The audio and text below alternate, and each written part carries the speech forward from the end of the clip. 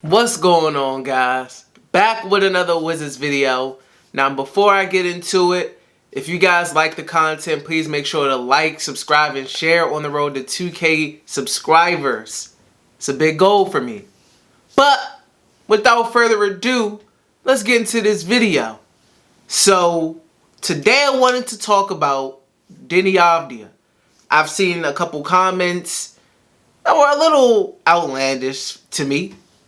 I understand some Diddy fans are a little worried, especially like how, kind of things ended last season. I'm here to calm you guys down. Now, I'm here to tell you why I think Deni Avdija can make a pretty good leap going into his second year. I have a list of 5 things as to why I believe what I believe. And the first thing on that list is new coaching. I believe this is very important to the development of Deni Avdija. I also think that it was a big reason as to why last season he started off pretty strong, and then as the season started to progress, he kind of tailed off. And it was a multitude of reasons for that. I think Deni Avdija, his percentages, free throws, shooting, 3-point percentage, they were all pretty low. And I feel like next season he'll be able to increase those. I feel like those percentages will be a little higher next season. And those are all things that he needs to work on, especially the free throw percentage and all of that. 3-point percentage, he knows he needs to work on that. I'm expecting him to work on that and already be working on that in the offseason. So I'm not really too worried about those things. I think those will improve going into his second year. But I do think another reason for his struggles was his role within the offense. Scott Brooks, and this has happened to other players on the team, most popular name will probably be Troy Brown Jr. Same thing kind of happened to him. He was kind of the same, build as Deni coming out. A wing who was kind of a playmaker. He wasn't a point guard, but he was kind of like that tweener. And Scott Brooks really didn't know what to do with him. And we all know how that ended up. Troy Brown Jr. ended up being traded to Chicago. The same thing was kind of happening with Deni Avdija here and this Scott Brooks offense, in my opinion. He came out of Maccabi Tel Aviv. When you look at the highlights, he's facilitating. He's running up and down the floor with the ball, getting it out, throwing alley-oops to guys, etc. He looked comfortable with the ball in his hands. Similar to Troy Brown Jr., who looked comfortable with the ball in his hands as he was a point guard coming out of high school. But when he gets drafted to the Washington Wizards, Scott Brooks and his two guard dominant offense that he always ran, a lot of guys on the team that weren't the 2-star guards were reserved to just standing and waiting and not really being involved in the offense unless somebody happened to be injured. As we've seen against the Miami Heat, when Deni Avdija had one of his best games, if not the best game of his career, against the Miami Heat, when Bradley Beal and Russell Westbrook were both injured and weren't playing. And he actually got an opportunity to show off what he can really do. I think bringing in a new coach will be a tremendous advantage for him, and I think it will be tremendous for his development and growth going into his second year.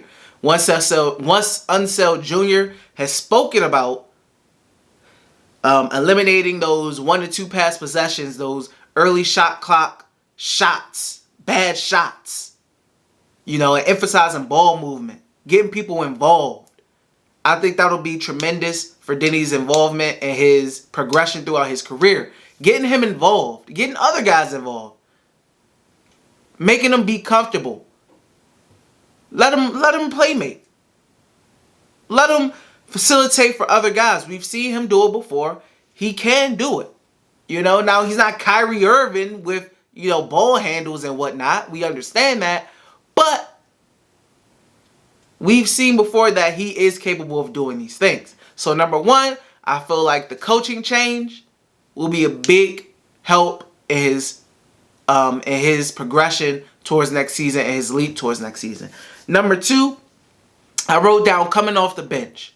Now, I know Diddy fans may be upset, like, oh, he should be starting and whatnot. But just because you aren't starting doesn't mean you aren't making a big impact off the team. Deni Avdija can come off the bench and have a bigger impact on the team than he would if he was starting. You bring Deni Avdija off the bench, you know, usually, most likely, especially towards the beginning of the season, it's going to be an all-bench lineup. So he's going to have the opportunity, I believe, in Wes Unseld Jr.'s offense. I believe he's going to be in a role to possibly that secondary playmaker beside Raul Neto or Aaron Holiday, whoever the backup point guard is.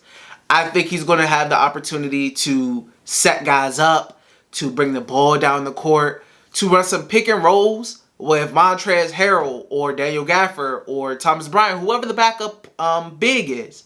I think he's going to have those opportunities to facilitate for the guys. I think he's going to have a much bigger opportunity to have an impact on the offense and also have the ball in his hands while coming off the bench rather than if he was going to start. So I think coming off the bench is really going to be a good help for him. Number 3, I wrote down more defined role.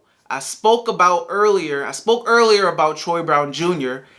and an issue with Scott Brooks is, and he said this when he went to Chicago, he never really knew what his role was. You know, he said in Chicago he had a role. They told him what it was, what he was there to do. And it wasn't really like that in Washington. The minutes would be inconsistent for him. He would play some games at point guard and do really well and then not play for like the next 5 games. And I already spoke about this. This is kind of how I felt was happening with Deni and Scott Brooks' tenure. Deni Avdija was playing pretty well. He's playing pretty decent when he was with the starting lineup. And all of a sudden, he just got benched for Davis Bertans because they were paying him money, even though he wasn't playing well. And Davis Bertans, who's better off the bench anyway, got thrusted into the starting lineup for some reason. And that really didn't work. So I think under Wes, he'll have more of a defined role. And for a young player, having a defined role is key in your development, I believe, because you know what you're there for, you know what you're expected to do, and you're not kind of just in limbo wondering like, well, what's my real role? What am I here to do? I do this, and my playing time is I get benched, and the defined role will help, 100%. 4th on the list, I have adjustment to the NBA. He's going into a second year. He's adjusted to the speed. He's adjusted to the players. He's adjusted to just the long-term length of games and all that, and just the different level of NBA play to where he came from. I think that helps any young player coming into their second year, just having that experience under your belt. That's going to help. And 5th and lastly, he already showed his potential. He already showed his potential. I brought up the Miami game where Brad and Russ weren't playing. He showed you what he could do playmaking-wise. He showed you what he could do off the dribble. Defensively, he was one of the better defenders on the Washington Wizards last year as a rookie. Defensively, I think he did really good. He had a lot of ticky-tack fouls called on him at times. And I think a lot of that is because he's a rookie. So he's going to get those fouls called on him. But for the most part, I believe he had a really good defensive year for Wizards standards especially. So defensively, that potential was there. He showed some of that playmaking ability. He showed some scoring off the dribble potential as well. You know, like I say, he's not the most athletic guy. You would like to see the three-point shot improved still. You would like to see the ball handling improved a little bit more, as well as the free throw making. And I think all of that will come. I think the second year, I think Deni will have a better year in his second year than he had in his first year. And all the reasons I listed, I believe are going to be a big reason as to why. So, all in all, Deni fans, relax. Going into the second year, let's see what happens. I'm excited to see him. You should be too. And that's all I got for you guys. So like I said before, if you enjoy the content, like, share, comment, subscribe. And I will see you guys next time. Peace.